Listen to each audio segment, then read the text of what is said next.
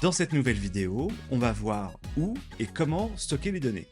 Pour rappel, Software fonctionne en deux parties. La partie front, donc l'affichage pour ton visiteur, qui se passe sur Software, que ce soit pour les données statiques ou les blocs dynamiques, les listes notamment, ou les formulaires. Et pour la partie back, Software va se connecter à une base de données Airtable pour aller enregistrer et récupérer des données. Dans Airtable, les données sont enregistrées brutes, sans mise en page, puisque celle-ci se passe dans Software. Il n'y a que toi qui as accès à cette base Airtable. Tes visiteurs se contenteront de l'affichage final des données. Pourquoi stocker ces données dans une base de données Airtable plutôt que dans un Excel ou un Google Sheet? C'est ce qu'on va voir maintenant. En effet, la plupart du temps, les outils que tu as utilisés pour stocker des données sont des tableurs, type Excel. En haut de l'image, tu vois un tableur Google Sheet présentant une matrice. L'avantage du tableur est évident, tu choisis de mettre ou non dans chaque case une information. Tu peux mettre en couleur une case en particulier, changer le format de la case, saisir n'importe quel type d'information dans une cellule. Ton tableur l'écrira sans broncher. A l'inverse, l'image du dessous est une base de données. Elle est créée avec Airtable, mais il n'y a pas qu'Airtable pour créer des bases de données. C'est par contre le logiciel qui a l'interface la plus belle, ce qui fait que tu ne seras pas dépaysé par rapport à une présentation tableur et que c'est très agréable de modifier des données également directement dans Airtable.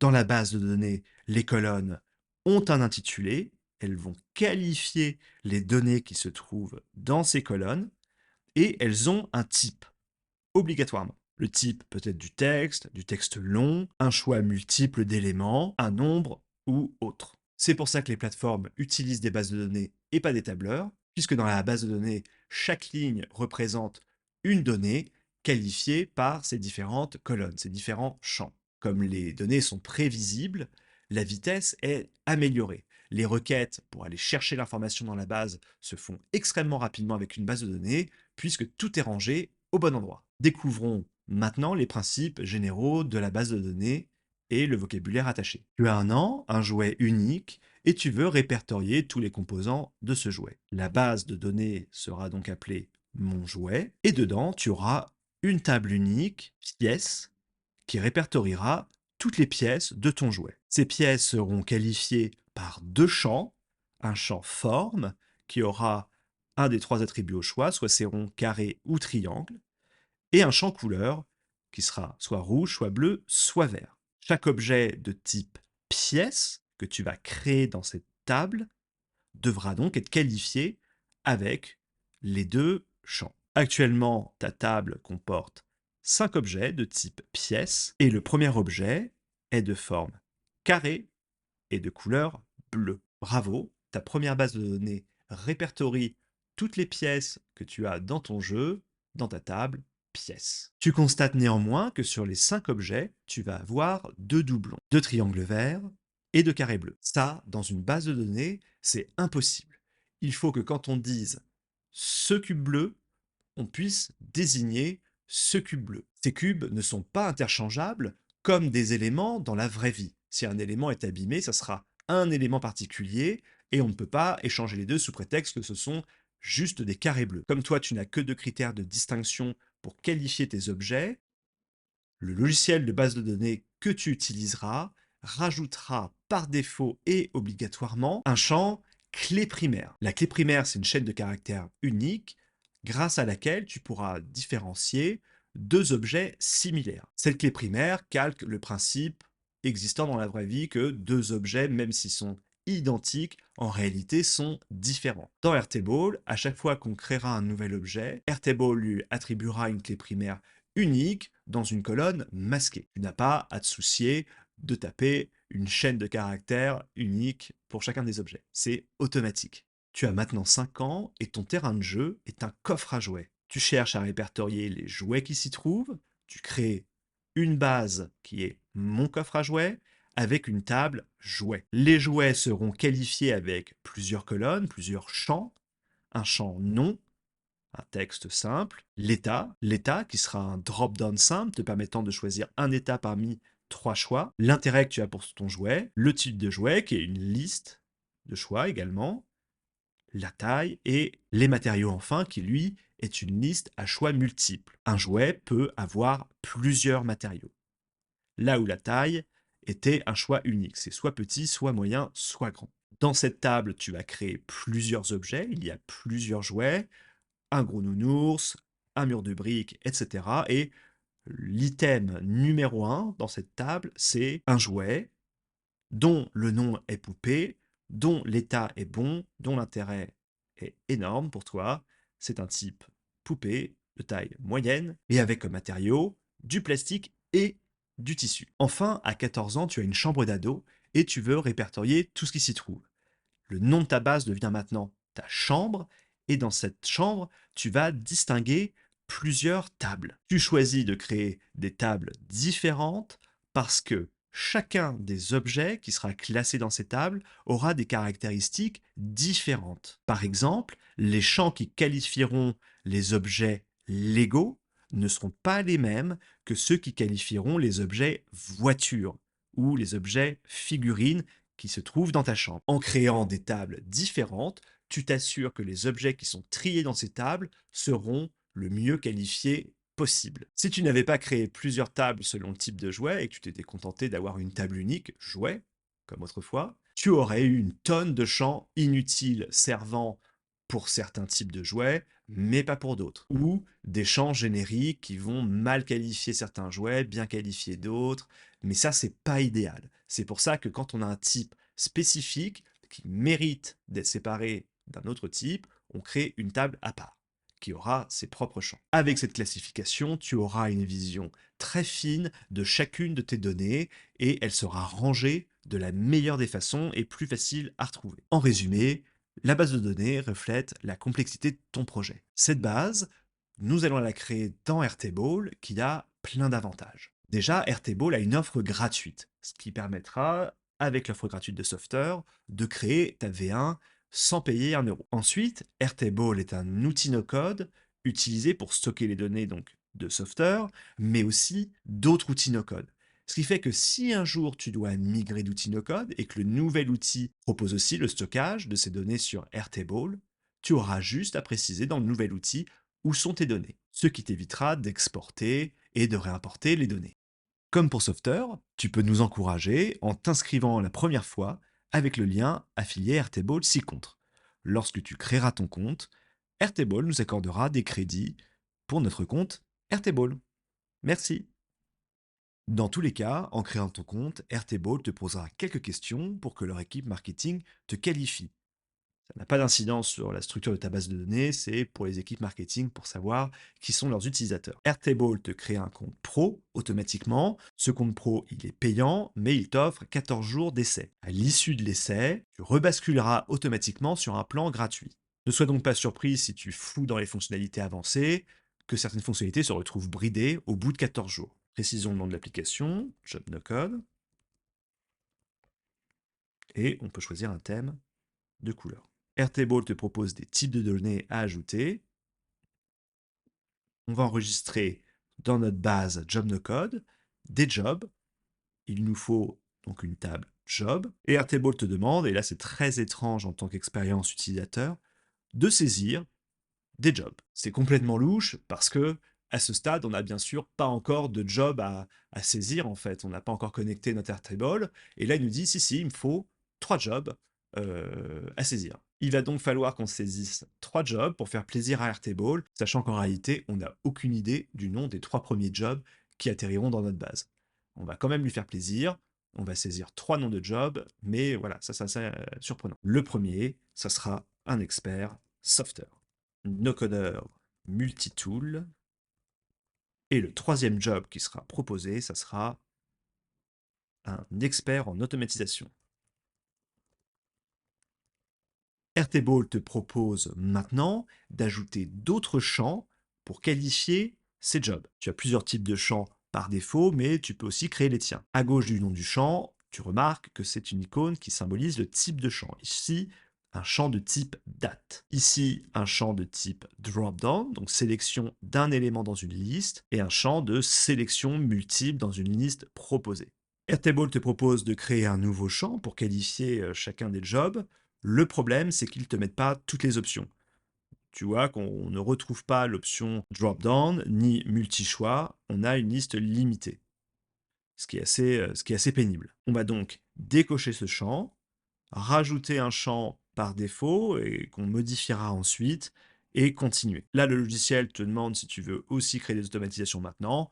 Minute, on va déjà créer notre table et ensuite on s'occupera des automatisations. Là, il te propose l'affichage de tes données. Ici, on a un affichage gris, donc c'est celui-là qu'on va sélectionner maintenant. On pourra de toute façon en rajouter après.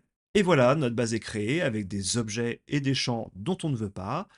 On va donc faire un petit ménage et rajouter les choses dont on a besoin. Pour rappel, voici les champs qu'on avait choisis dans Softer pour qualifier un job ou une mission. Chacun de ces champs attendait un type bien précis, un élément dans une liste ou plusieurs éléments dans une liste ou un champ texte. Et ce sont ces champs qu'on va devoir créer dans Airtable, puisque lorsqu'on soumettra notre formulaire, chacun des champs ira s'enregistrer dans sa colonne Airtable et créer un nouvel objet. Commençons par faire du ménage en supprimant notamment les entrées qu'on a ajoutées et qui ne servent strictement à rien. Donc, on les sélectionne avec la petite case à cocher ici, clic droit, delete all selected records. Voilà, ça on n'aurait jamais dû les ajouter. Cette colonne tags, lorsque je double-clique dessus, je peux éditer le nom de la colonne, le type de la colonne. Non, ça y est, on a tous les types. On ne sait pas pourquoi Airtable ne les a pas précisés avant. Donc maintenant, on a plus de choix possibles.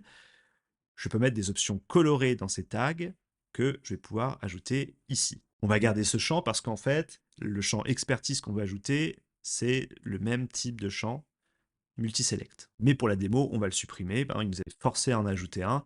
On va le supprimer. Je clique droit sur tag et je vais pouvoir supprimer le champ. Tout à l'heure, on a parlé de clé primaire pour différencier chacun des objets qui sera créé dans sa base. Comme tu peux le constater, on n'a aucune clé primaire ici, ou tout du moins, la clé primaire n'apparaît pas. Dans l'état actuel, je peux donc créer deux champs aux noms similaires, comme par exemple ici, carré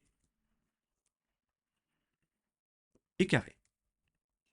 Cette configuration par défaut, elle est juste hallucinante dans une base de données. C'est cool de créer un logiciel de base de données grand public, mais c'est pas cool d'induire en erreur des utilisateurs de ta solution. Je vais donc te montrer ce qu'on devra avoir en réalité, et tu vas voir que c'est beaucoup plus logique. Dans cette colonne, donc on ne peut pas supprimer, tu vois, on ne peut pas supprimer ce champ, on va mettre le seul champ qui devrait ne pas être supprimable dans une base de données, à savoir la clé primaire. C'est ce champ qui permet de différencier chaque objet, chaque ligne. Par conséquent, s'il devait y avoir qu'un champ dans ta table job, ça serait lui, et il serait différent à chaque entrée. Airtable te masquant cette clé primaire par défaut, on va la changer nous-mêmes. On double-clique donc sur ce champ, et c'est là où Airtable est inconsistant, puisqu'il nous dit que le nom doit être court et l'unique représentation de chaque enregistrement dans votre table. Comme tu l'as vu tout à l'heure, on peut taper 2 fois carré, donc c'est mort, c'est pas une clé primaire. Si Airtable avait été sympa, au moins il nous aurait empêché de taper 2 fois carré en disant vous ne pouvez pas avoir de valeurs similaires dans cette colonne de clé primaire. Ce champ, on va l'appeler ID, et on va aller chercher la clé primaire de ce champ. Elle n'est pas dans la liste des types disponibles. Tu dois utiliser une formule et dans la formule, taper l'identifiant record ID. Il t'a ouvert la parenthèse. On avait vu qu'il fallait fermer la parenthèse, comme tu le vois ici. Je ferme donc la parenthèse et j'enregistre. Airtable me demande si je veux convertir ce type de champ. Effectivement, si je le convertis, il va écraser les données existantes. C'est exactement ce que je veux faire. Je veux plus de ces données pourries. Et à la place, il m'insère l'ID du champ. Et tu vois, là, j'ai une clé primaire, un identifiant qui est unique. Et si j'ajoute un nouvel objet dans ma table job, Airtable me génère cette clé primaire automatiquement. Je n'ai besoin que de cette information pour différencier chacun des enregistrements de ma table. Ça y est, l'équilibre est enfin rétabli dans ta base de données, on va pouvoir commencer à travailler sur des bonnes bases. Je sais que c'est dingue de devoir faire tout ça, mais c'est obligatoire. Comme quoi tu vois que même un gros logiciel qui a une énorme équipe derrière pour le faire tourner, peut faire des erreurs qui sont impardonnables. Surtout sur des fondamentaux du concept de base de données. Imagine pour les débutants qui n'ont pas ces explications, tu es complètement perdu. On supprime donc nos enregistrements, on n'en a pas besoin, et on va maintenant taper les champs dont on a besoin pour stocker les informations lorsqu'on créera une mission. J'ajoute un champ. Le premier champ que je voulais ajouter, c'était l'intitulé du job. Ce champ, on en avait discuté, c'est un texte simple. La différence entre un texte simple et un texte long, c'est que le texte simple tient sur une ligne dans l'idée. Le texte long, c'est du multiligne. Donc quand tu as une description d'un produit ou d'un job, c'est un texte long qu'il faudra utiliser. Si c'est juste un nom, tu prends le texte simple. C'est tout bête, mais dans une base de données, on va vraiment chercher le type de champ qui colle au plus près de la donnée qu'on veut enregistrer. J'ai le choix de mettre un texte par défaut, ce qui signifie que si je rajoutais un enregistrement, automatiquement, il me mettrait la valeur que je mettrais ici dans ce champ. C'est pas du tout ce que je veux faire, puisque chaque intitulé ici sera différent en fonction de ce que l'utilisateur postera. Donc, j'utilise pas cette valeur. Je voulais aussi la description du job, qui, elle, sera un texte long. Et dans ce texte long, je peux activer la mise en forme enrichie, ce qui permet de mettre du texte en gras, en italique ou autre. Je vais l'activer, je ne suis pas obligé de m'en servir, mais je peux m'en servir pour mettre des listes à puces, par exemple, dans mon annonce. J'avais également le type de contrat choisi, qui était un choix simple dans une liste, contrairement au choix multiple dans une liste, et je peux mettre des options colorées. Ça sera valable que dans Airtable. Dans Softer, on ne verra pas les couleurs, on verra que les options. Freelance, CDD, CDI, entrée, apprentissage, stage et association. Je pourrais bien sûr modifier ces types après. Si je veux supprimer un type, je peux supprimer l'option ici. Et quand j'ai ma dernière option, je peux maintenant créer le champ. Viennent ensuite les expertises nécessaires à cette mission, qui sont donc une sélection multiple parmi une liste prédéfinie.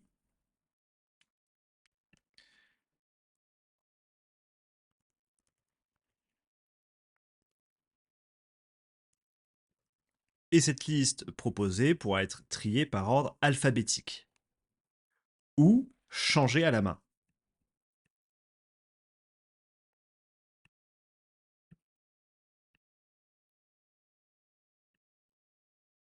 Si tu n'as pas mis les intitulés corrects, tu peux redouble-cliquer sur la colonne et mettre l'intitulé clair pour retrouver ton champ.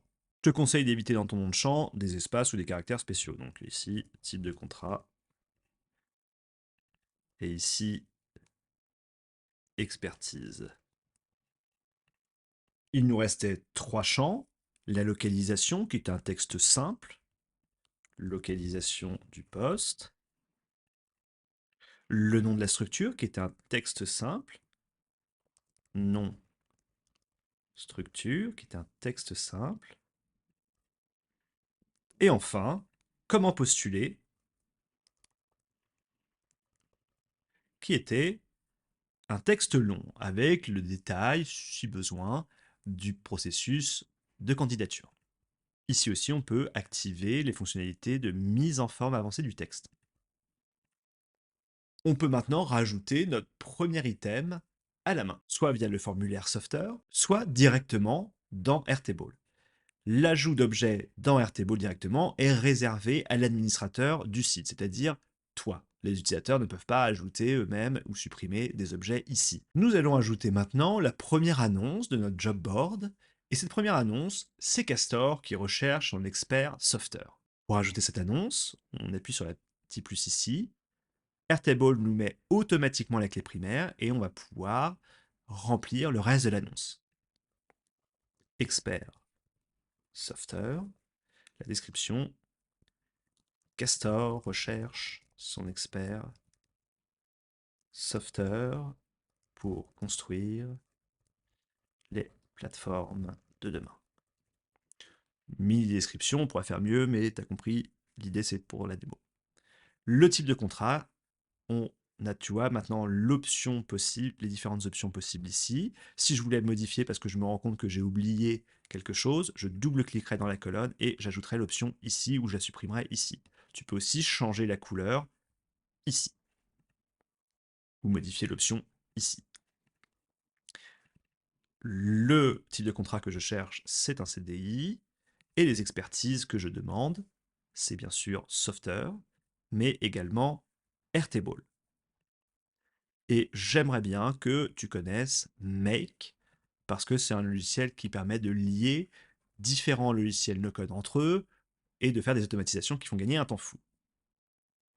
La localisation, comme on a mis un champ de texte libre, on va pouvoir mettre des informations, voilà, sans multiplier le nombre de champs disponibles. Par exemple, on aurait pu très bien mettre localisation en ville et un autre champ télétravail possible.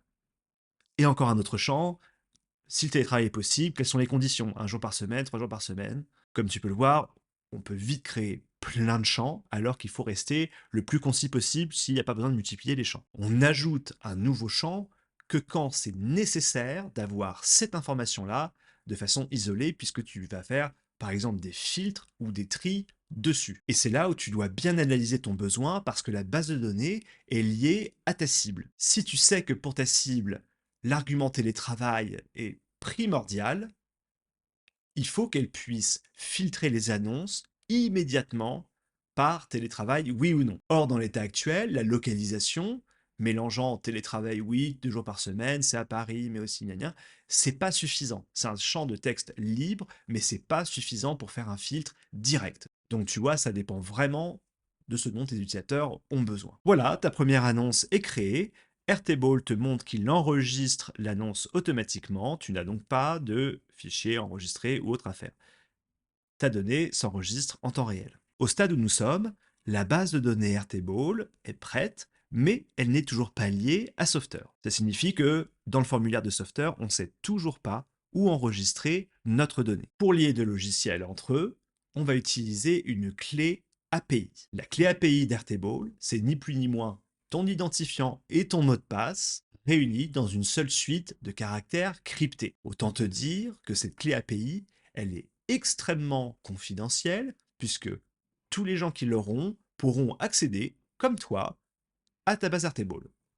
Ce qui pose des problèmes évidents de confidentialité. Fais donc attention de ne pas la diffuser par mégarde à n'importe qui. Dans Airtable, cette clé se trouve dans ton profil, Account, et tu vas pouvoir générer ici ta clé API. Airtable est extrêmement sympa pour le coup, puisqu'il masque par défaut ta clé API. Quand tu arrives sur cette page, comme ça, vous ne la voyez pas.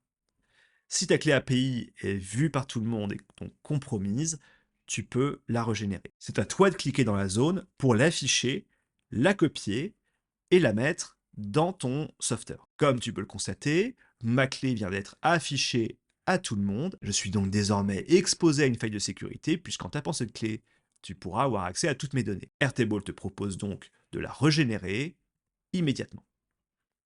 Oui, je veux régénérer cette clé. Et là, j'ai une autre clé. Donc, quand tu fais tes démos, tu penses bien à cliquer dans cette petite zone, copier la clé, mais ne pas le faire en live. Tu te rends ensuite dans Software, Settings, et dans les intégrations, tu vas pouvoir rajouter ta clé API que tu viens de copier. Là, pareil, ne la colle pas en live devant tout le monde. Une fois que tu l'as collée et sauvegardée, un petit point vert apparaît à côté d'Airtable, ce qui signifie que tu as bien mis une clé et que tes données sont connectées. Reluons maintenant le formulaire Software à la base Airtable pour, lorsqu'on appuiera sur Publier la mission, enregistrer automatiquement dans Airtable la mission. Pour ça, choisissons la destination du formulaire, Airtable.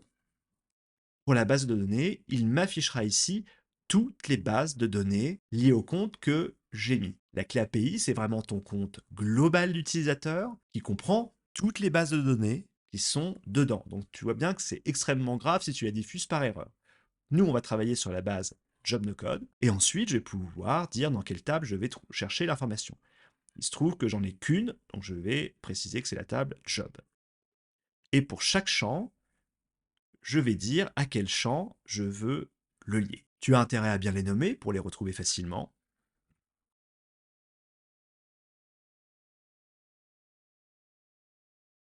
Et lorsque tu as des options comme ça, tu devras vérifier que les options que tu avais choisies à sélectionner ici sont les mêmes que celles que tu as proposées dans ta base Airtable.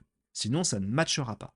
Tu as deux options ensuite lorsque le formulaire est soumis, soit d'afficher un message sous le bouton, soit d'ouvrir une autre page, comme une page de félicitations, par exemple. Là, pareil, il faut que tu comprennes le besoin de ton utilisateur. Soit le dépôt est occasionnel, auquel cas tu peux afficher une page prochaines étapes, qu'est-ce qui va se passer, merci ou autre. Soit tu sais que l'entreprise va déposer plusieurs annonces. Les agences vont chercher, par exemple, à recruter plusieurs profils en même temps. En affichant un message simple lorsque l'annonce est envoyée, ça te permet de laisser l'utilisateur sur la même page et de pouvoir remplir à nouveau un formulaire et de l'envoyer. Tu vas lui faire gagner un temps précieux.